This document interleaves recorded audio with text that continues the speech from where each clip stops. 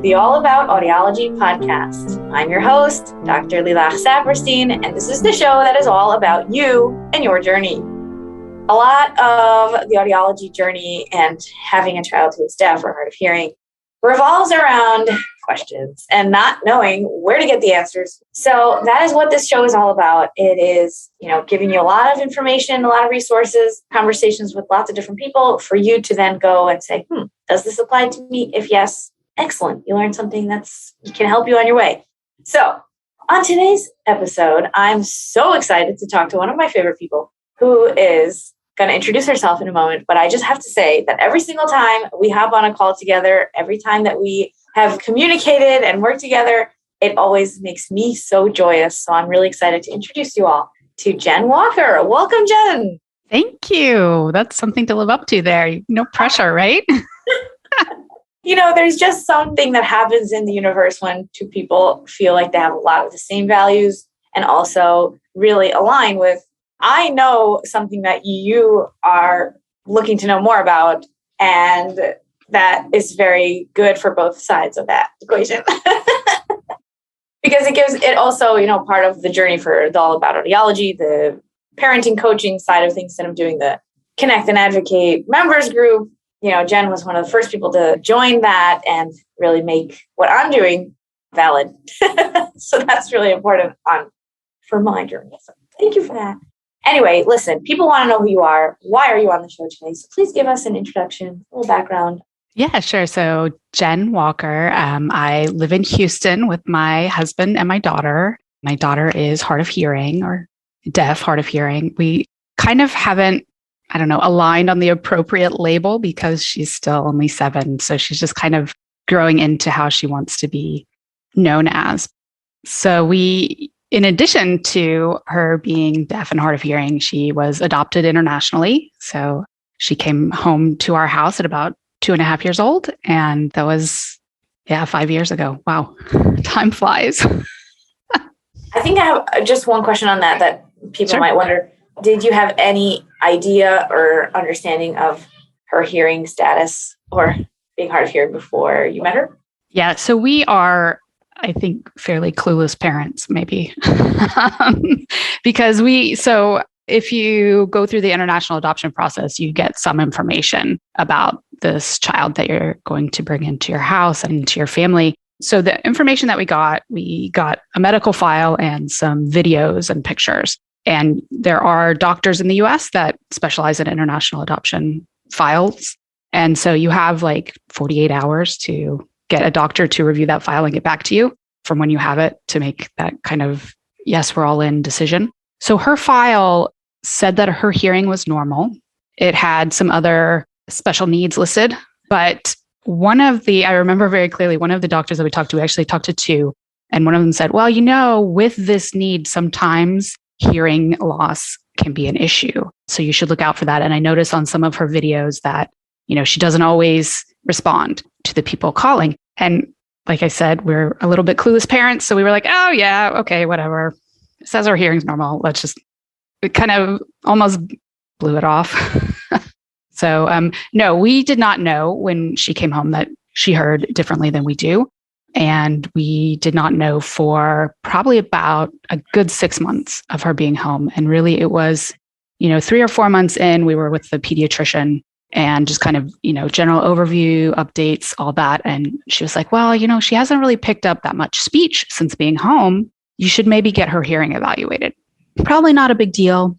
Even in our audiology reports now, it says mom said, we don't really think that she can't hear. And every time I read it, I just kind of cringe going, why were we not kind of up on this? So you also were doing something new. You were dealing with so much that wasn't at all on your radar. So hooray for pediatrician who made that referral. And it's okay that you weren't concerned because that's when it's the professionals are there for you, hopefully. Yeah. And, I feel really fortunate because I know a lot of people have to push their doctors for those referrals. And we didn't have to. And then we did have to wait to get in to see the audiologist. I think that I called in March or so, and it was June by the time we finally got the appointment. So on one hand, also, we were well, we don't really think it's a problem, so we won't press for it either. We'll just set it up and see what happens. But we've been, I would say, very, very fortunate to have professionals around us that have pushed for us and advocated for us early on. And that's, the pediatrician who said, you should maybe get her hearing checked. And then when we went to audiology and we did the first sound booth test, I mean, she was 3 at the time, not interested in a sound booth test, quite frankly, right? Not knowing what to do. And at the same time, not being able to hear what was going on. And we didn't know that. So, at the end of the test, the audiologist was like, well, it's kind of inconclusive, but we suspect there's an issue. So we need to get an ABR done right away. And they scheduled that very, very quickly. So, I mean, once we finally got into the audiologist, everything went pretty rapid, actually. So like a week or 2 later, ABR. And at the ABR, they said, yep, she needs hearing aids. Let's do the ear molds right then. So within a month, really, of our first appointment, I think we had the hearing aids and they were on her ears. And what was that like? Like, were you able to accept that, understand what it meant, or were you just sort of following where they were taking you? How were you feeling at that time? It was very much a whirlwind of information. Drinking from a fire hose is the right, appropriate statement there, right? And, in this age of social media, like the first thing you do is like Facebook group and Instagram or whatever your kind of thing is, find out, okay, what are the resources? And, there wasn't much discussion in terms of like language preference or language path or any of that, right? Communication pathways. It was very much like, okay, she has hearing loss. We're going to order the hearing aids today kind of thing. And you're going to go from there. You need to get into speech therapy. And, there was never any, oh, well, you should consider doing sign language or you should consider like these other alternatives. It was very much just like, here's your path, done. I mean, the nice thing was that it was, here's your path, go down it fast, right? Don't wait. And things got set up quickly. But at the same time, there wasn't a lot of reflection for what's the right thing for us, maybe is the best way to say that. Yeah. And I think that for, tell me if I'm putting words in your mouth, but for your situation specifically, you were already dealing with a lot of questions of identity formation and inclusion in the family on a much bigger scale in the adoption journey. And then to get this whole additional parallel journey with identity around deafness, or definitely that we've talked a lot on the podcast about the implicit bias in audiology. Definitely we're going to link some episodes, especially the one with Mallory Evans, who's an audiologist that talks a lot about how, even the language we're using by saying hearing loss and the one option of what we're trying to accomplish as audiologists, as a field, whereas what do people actually need? There's definitely a difference there, which we're trying to bridge the gap for all the time. But I'm curious at what point you did start to learn or cue into those bigger conversations when it came to EV.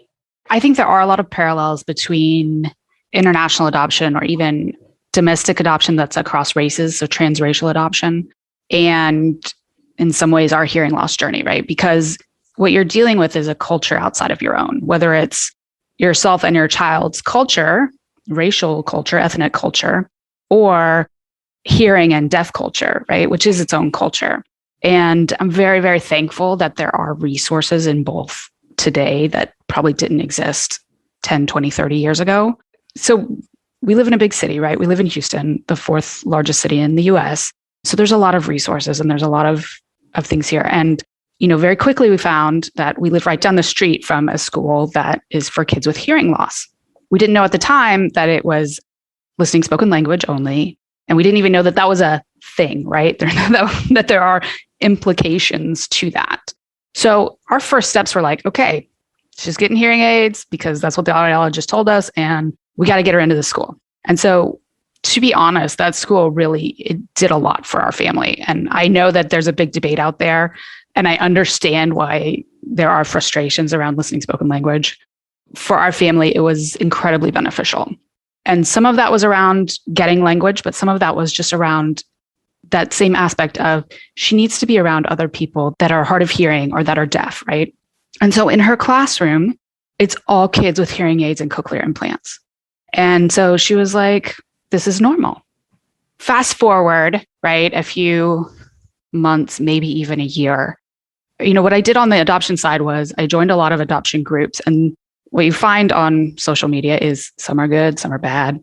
I was in these adoption groups and they do challenge your kind of perspective. So I joined some groups around deaf and hard of hearing. And it was like, whoa, there's a whole controversy here too, right? In adoption worlds, there's lots of controversy around things. And the same goes in the deaf space. So it's like, oh, this is challenging me. This is making me go beyond what's easy or what I was initially thinking, right? And so it was probably, to be honest, it was at least a year in or so before I was like, okay, maybe we should think about learning sign language, right? Maybe we should think about these things. And then got further and further involved in that and did start learning sign language and, having my daughter learn sign language as well. And I see so many benefits that it's like, okay, you have to be willing to be challenged to then kind of grow from that. But it's tough because there's brutal people out there, right? And it is like, that's the other side of it. It's you want to be exposed to new ideas and you want to hear the perspective from quote unquote the other side or people who have a different path or different perspective, because lots of times they have a good point. And that's why they're loudly trying to tell people their side of things, because they're not being listened to outside of that. So you have to find it at peer-to-peer or some sort of, back to Facebook groups. And I think that's very valuable that you can then say, what's right for us? What should I try? And then see if it works. I definitely find, and one of my favorite things in this podcast and in the work that we're doing together is that it really does hit so many different parts of our journey, of our identity of life as parents, in our relationships, in education, and always trying to find what that balance is that's supportive of our needs and also pushes us forward. It's a complicated one. Yeah. And I think it also goes back to, right, intersectionality of identity, right? So I just read this book, Deaf Utopia. Have you read that by Niall DeMarco? Not yet. I heard of it. Yeah. I just read it. And he talks about, this intersectioning of his life in different ways. And, we often label groups and then think of them as a monolith, but they're not, right? I mean, if you say deaf culture, some deaf people talk, some deaf people sign, some deaf people have cochlear implants, some have hearing aids, some do none of those. So it's the same with the adoption community, right? International adoptees, some of them do these things, some of them do other things, right? So you can get into the spot of, well, I don't know, my persona or my child is this exact thing. And you see this a lot with different therapists, right? And I'll come back to that. But really, they're not. They're like a multitude of different things, right? My daughter wasn't born in America, but she's an American. And yes, she's hard of hearing and she wears hearing aids, but she speaks. And you know what else? She loves dinosaurs and she loves owls and she does all kinds of other things. And when we put too many labels on, we forget about that wide variety that really is a person. I think that's why it's important that when you find the people on your team, sometimes you're going to have them that are just focused on one thing, right? So we had a therapist that was just focused on trauma and in particular adoption-related trauma. And, we have a speech therapist that her main specialty is around children with hearing loss. And it's good to have those specialists. But at the same time, if you're a specialist in one thing, everything that you see in a child is related, right? If you're a hammer, everything looks like a nail. Sometimes it's not related. We have some very, I think, special people on our team who have said, okay, yes, this is my specialty, but I think you should consider something totally different. So we recently had a orofacial myologist consultation, speech therapy consultation, right? So about the muscles of the mouth. And that came through our hearing loss speech therapist. She said, I think you should have this done. And you should tell them, yes, she is hard of hearing. She has hearing loss, but don't even think about that, right? Do the evaluation as if that's not an issue, because we know that. Basically, she was taking her own hammer out of the equation and saying, okay, you need somebody that's specialized in this and tell them not to consider this spectrum because, yeah, we already know about that stuff, but what is it that's special there? And we got really, really good feedback because of that, I think.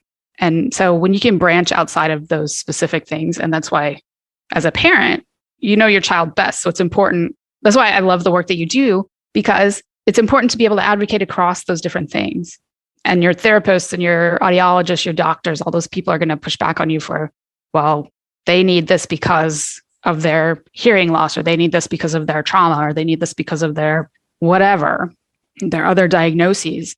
And sometimes you have to say, actually, I don't think that's related, right?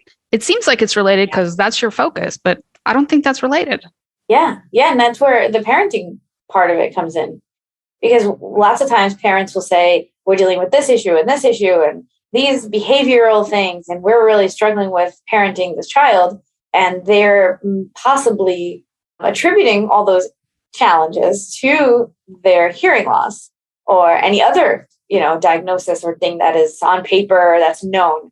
And some of the times it's totally something else. But it's interesting, though, because I think when you get that initial identification that your child is different, right? Whether it's hearing loss, hard of hearing, deaf, or another need of some sort, right? When you get that initial identification that your child's a little different, she has different abilities and she's going to face different obstacles than you did, you kind of initially, I think, have this moment of like, oh my God, what am I going to do? Like fight or flight, freeze kind of thing. There's a lot of grief and stuff like that about, you envision your kid's life. But to be honest, I think it's the best thing that probably happened to me, because it made me go, why am I putting so much pressure on my kid to be a certain way, right? Because she is her own person. And I think that we sometimes forget that. And this was like a moment of, somebody knocking me on my head going, hey, get rid of your view of how this person's life is going to be and let them define their own life. And I think it helps me to kind of release some of those, perfection ideals, because it's so easy to fall into the trap. And not only will they grow up fine when we're thinking of the future, they're actually here now and you're here now. Yeah. We don't look at the kid and think of what are they going to do in 10 years, in 20 years. Well, we don't have any clue about anything in the future or even tomorrow. So when we really come back to presence and come back to our connection with our child and connection to ourselves, then everything sort of looks very different. One of the most significant things one of my grad school professors told me is you can get a B. You don't have to get an A. And of course, the way you got into this graduate program is by being a perfectionist, A all the way, putting a lot of pressure and a lot of perfection on academics. And then that was the first time in my life when I was in my early 20s that they say, you can calm down now. You're here. Okay, that's awesome. But now you can get a B. And that was a huge mindset shift. And I take that, in lots of places. By the way, you can also get a C and you're still not failing. It's okay to do things in not the most ideal way. And tons of the perfectionism that we're dealt is if it's not exactly right, then just don't even do it. And that's what a waste, because you could have done so much. And I think that's really important. This has been actually a big topic at our house recently, because there have been a lot of news reports and stuff about these kids that are super high achieving kids, right? Valedictorian and all these sports and stuff. And they're committing suicide, right? Or self-harm because of a very minor mistake. And it's like a traffic ticket, or maybe something even less than that. They just feel too much pressure. And so, we are very intentional and cognizant about the fact that we've been told, so you have that space. And then we've been told by adult adoptees that they often felt pressure to be the perfect child in order to be accepted by their family, right? So we have both those things in our heads. And so we're constantly telling our daughter, it's okay to make mistakes. Everybody makes a mistake, right? And it's okay that you don't get a perfect grade or whatever. You're putting in the work, you're doing your best, you're doing great kind of thing. And really trying to build up that, not just self-esteem, but resilience, right?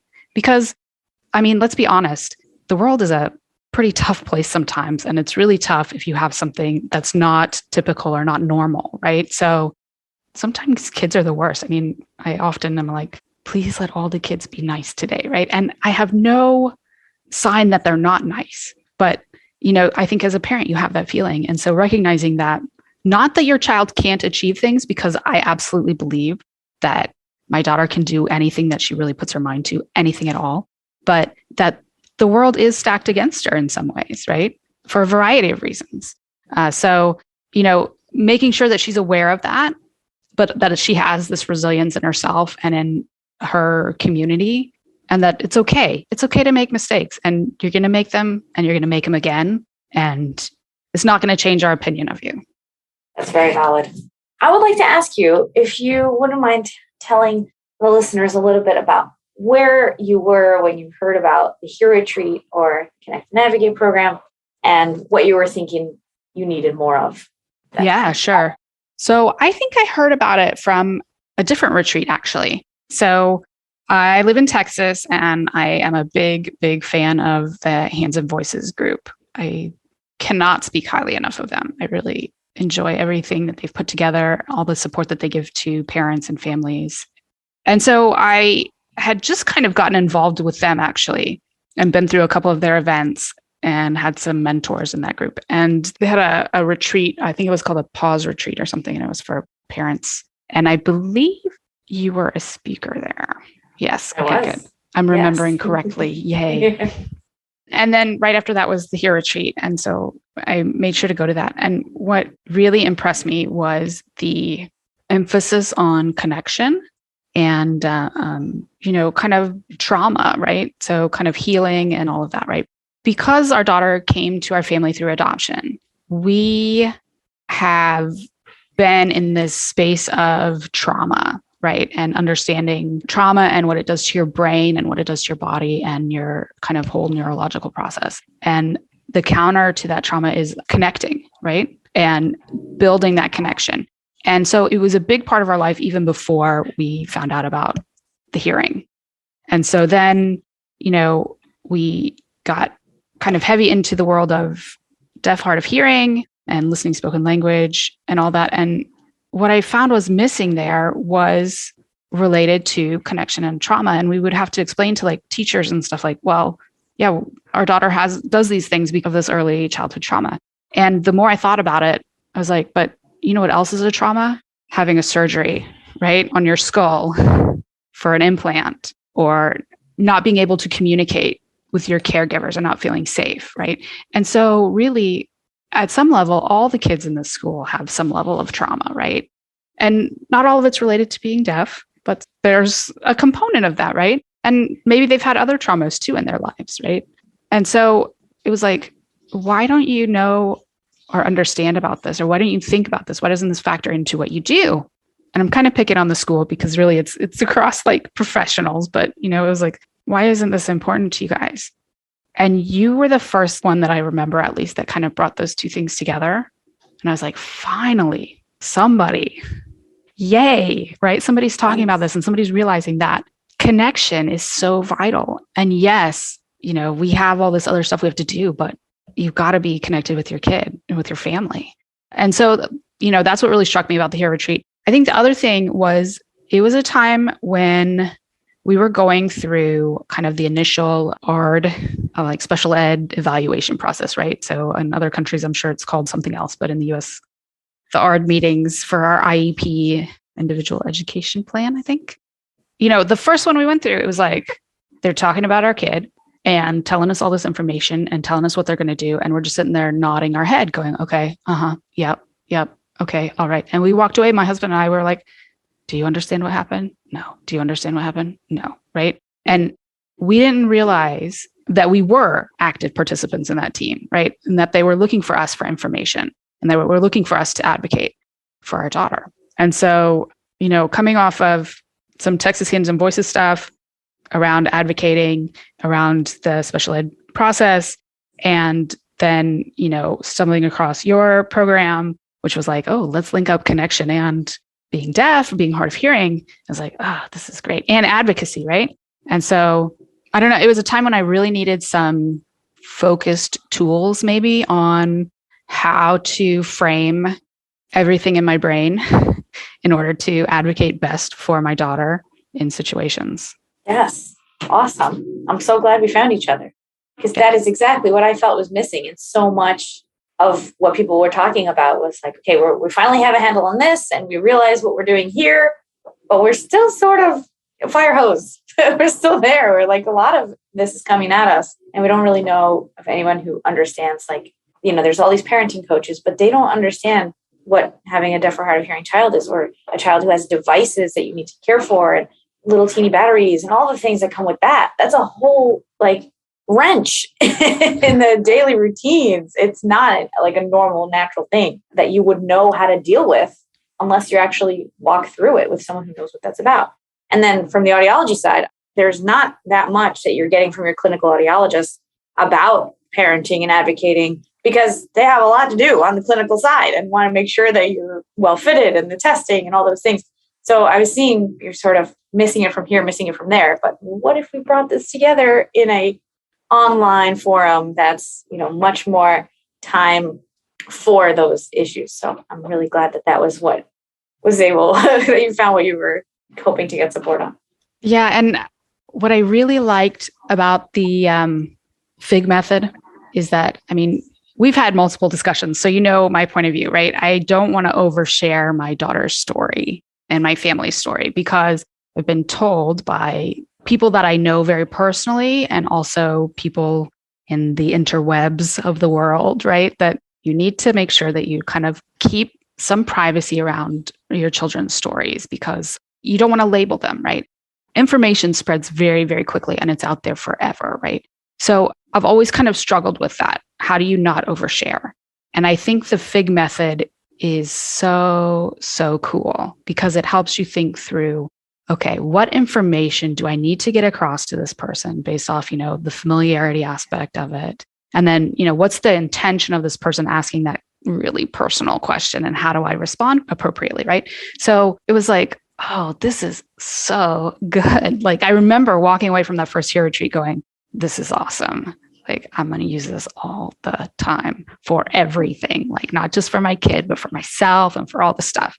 And not just for hearing loss, but also for adoption and for other things. And it's really helped me kind of, summer here and we're going into camps and stuff like that. And it's really helped me tailor what I tell like the camp people, because yes, they need to know that my daughter communicates a little differently, right? But they don't need to know the grand scheme of everything that goes along with that. They need to know certain information about, what I've been saying is I kind of almost like an elevator speech, like you have, for work, right? So my daughter has hearing loss. She wears hearing aids and she communicates primarily with spoken English, but she needs to be able to sit kind of close to the teacher, and you may have to get her attention or repeat directions and speak slowly, right? So, very focused on, look, this is something different about my child, and this is how you can help her and how the situation will work really well without going into like a whole big thing, right? A whole big story. And it's helped me kind of focus on, okay, what's pertinent for this person to know? Why is it important? And how's the best way for them to use it? And it also sets up the expectation of how you want that person to respond. You obviously can never control other people or what they say. But a lot of times people will say that, I'm sorry, or that kind of thing when you just say, oh, my child has hearing loss, because that's their perspective of what that means. They don't know everything else about it. But if you don't even make room for that, you're like, listen, this is the situation. This is what we needs are. This is what's awesome about her as well. Then you're also shifting the conversation there and not even making room for that person to like even bring in their perspective of things. So yeah, I'm really glad you like that. The FIG method is one of my favorites framework for advocating. And I definitely have a lot of resources on that. We'll link as well in the show notes. I would like to, just because I'm over here grinning and smiling that this is working and helping people, because that's the whole thing. You just sit in your room on your computer, think you're talking to nobody, but then it really happens. I can't stress enough how meaningful that has been for me to then say, yes, all these thoughts in my head matter and are actually making an impact in your life and your relationship with your daughter. And we talk about this as well a lot, about the protection of our children's stories and what we do share online or offline, really recognizing their agency, that children are full people. Wow, what a concept. It's a huge thing. So can you just say a few words a little bit about what it's been like being in the program, because we finished out our year together, and what you got from it, as well as the other relationships from the... So I got a whole lot out of the Connect and Advocate program. Some of it was, I guess I would call it like technical knowledge, right? And kind of being able to ask technical questions, whether it was about equipment or about, audiograms and kind of next steps in the journey which is important because you don't always have the time with your audiologist. I mean, the last audiologist visit that we went to, basically the moment that I would be able to ask those questions, it was like, nope, I'm done. Right. My daughter was just like, I'm out of here. I don't want to. And at that point, you kind of have to focus on your kid and getting them out of there and into a situation where they can be calm. Right. So it was like, okay, I have all these questions and now I don't have the chance to answer them, to ask them. So having a space kind of on a regular basis to be able to ask those questions was important. I think what else it did was it really set time aside to prepare mentally for a lot of the things that we deal with as parents of deaf and hard of hearing kids, right? So, there are pretty regular appointments that we go to that other people don't go to. And you can't just sit and chat with your bestie about, yep, we're having another Au.D meeting or we're having a this and how do I prepare for it, right? We're doing another sound booth test because we think, the decibels have changed or whatever, right? You can't talk to that about everybody. Yeah, it's just tough. Yeah, because then you're in the educating role and you're here looking for support and they don't even know what you're talking about. Yeah, exactly. So, having that space there, I think it was also really beneficial for me to have other women, other parents, on the journey. And granted, we were at different stages of the journey, but we were all there to support each other. And sometimes, things are great and sometimes things are not great for you. And it's important to have people that are there with you and they're there for you, whether or not things are great or not great. You're going to make mistakes as a parent and you're going to have really big wins as a parent. And so having somebody that can celebrate with you or that can commiserate with you and say, you'll do better next time, that's really important. That whole building of community and sharing resources, right? Because everybody has access to different things. So just kind of getting more information on what's out there and what's available. That was really cool as well. There's so many good things. I could go on and on and on. Really, really, I could. I mean, the other thing too is like, okay, yes, we are parenting a deaf child or hard of hearing child, but we're also just parenting a child and we're also just living a life, right? So there are other things that we do. I mean, sometimes it doesn't seem like it. I feel like this week it's just been doctors and birthdays and doctors and birthdays and doctors and birthdays and therapies. But, there are other things we do. We go on vacation. We see relatives over Christmas and being able to kind of brainstorm, how do you tell relatives about the best ways to communicate with your kid when they're not always around your kid? What equipment do you bring when you go on a trip, right? I remember like the first trip that we went on, we had gotten a box of like equipment of, batteries and cleaners and all kinds of stuff for hearing aids. And I just like threw it in the box and we went through the back scanner and they're like, what's this? And I'm like, look, she's got hearing aids. This is her stuff, right? So how do you pack appropriately? And what do you bring? And what do you do if something breaks down on the way? Or, what happens if your child gets in the bathtub and still has their hearing aids on? How do you troubleshoot those things, right? Or even if you know how to troubleshoot those, it's nice to have somebody go, yeah, been there. It's okay, right? Just having that support and that kind of soundboard feedback was really, really great. It has been an incredible year. And I specifically really wanted the group to go for a year to hit all those different seasons and changes, beginning of school, end of school, and different holidays, different seasons as well. Like what's different in the winter is different in the summer. So it's the support for that whole year. And the group that we had was so, so powerful. What a beautiful connection between the ladies, the moms. I mean, it is open to dads, honestly. Any parent, any caregiver is really so welcome. And if anybody wants to learn more about the Connect and Advocate program, we're going to be starting in September after the summer for our next cohort. So if anyone is interested, we'll definitely be talking about that more on the podcast and on Instagram and everything else. But send me a DM. We set up a chat. I love talking to you wherever you are in the world. By the way, international. We also have people from, 3 different countries now. So there's room for you wherever you are. Jen, thank you so much for sharing and being such a wonderful communicator of what this has all been like for you. If people want to connect with you or find you, where can they do that? I have several different Instagram accounts. So I have an Instagram account called Team Walker Gone Global. We really like to travel like a lot. And it's mostly just pictures of our trips whenever we travel. Technically, we have a blog under the same name, but it hasn't been updated in at least a year. And as well, 80s Girl HTX. So that's just kind of my personal account where I put like crafts and stuff that I like to do. So I'm always looking to connect and follow people. And thank you so much. It's really valuable for people to even just see there's other people doing what we're doing. Even if no one in your town or no one in your family knows about this, there is a community out there. So here we are. Find us. Yeah, it's interesting though.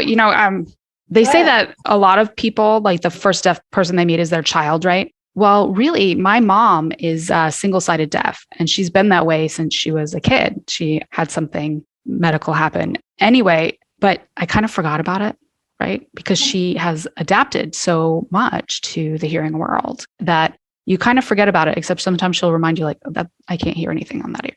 Then whenever I got involved in, the deaf community, deaf world for the sake of our daughter, I was like, oh, my mom's actually struggling with a lot of this stuff too, right? And it kind of like changes your view to some extent. So it's nice to kind of have that broader community and realization to say, there's more out there. You're not alone. That's so good. It's a perfect way to end. Thank you, Jen. Thank you to the listeners. And absolutely come and drop a message in Instagram or TikTok or the Facebook group or the website, allaboutaudiology.com. I'm Dr. Lilach Saperstein. Thank you so much for being a listener. See you in the next one.